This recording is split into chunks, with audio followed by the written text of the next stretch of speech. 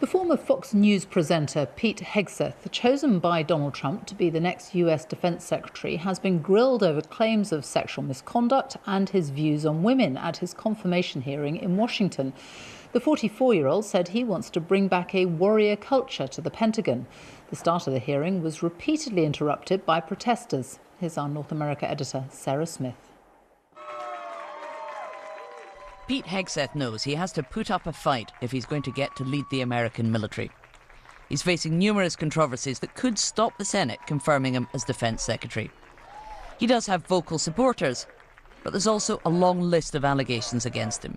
A variety of sources, including your own writings, implicate you with disregarding the laws of war, financial mismanagement, racist and sexist remarks about men and women in uniform, alcohol abuse, sexual assault, sexual harassment, and other troubling issues.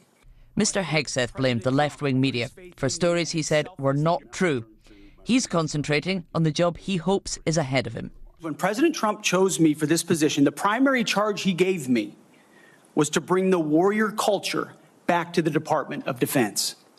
He, like me, wants a Pentagon laser-focused on lethality, meritocracy, warfighting, accountability, and readiness.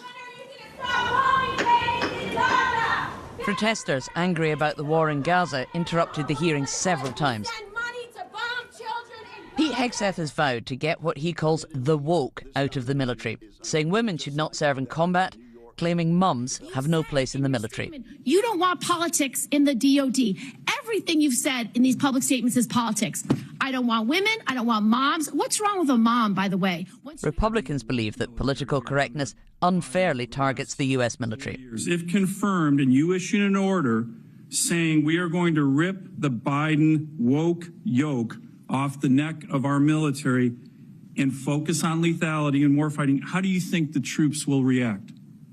Senator, I know the troops will rejoice. Mr. Hegseth was a Fox News TV presenter when Donald Trump picked him to lead the Pentagon. He did serve in the army in Afghanistan, but he has no experience of running a huge organisation like the American military. Washington's preparing to make Donald Trump president next week.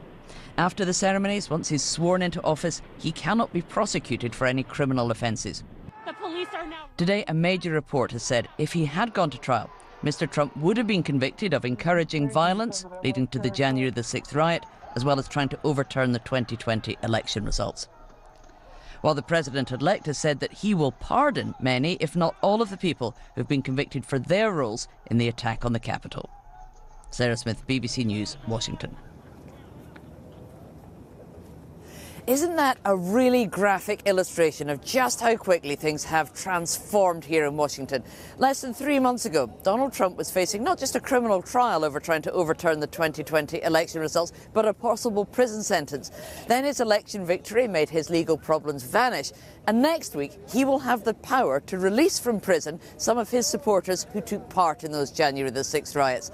And it seems pretty likely that his choice for Defence Secretary will get voted through.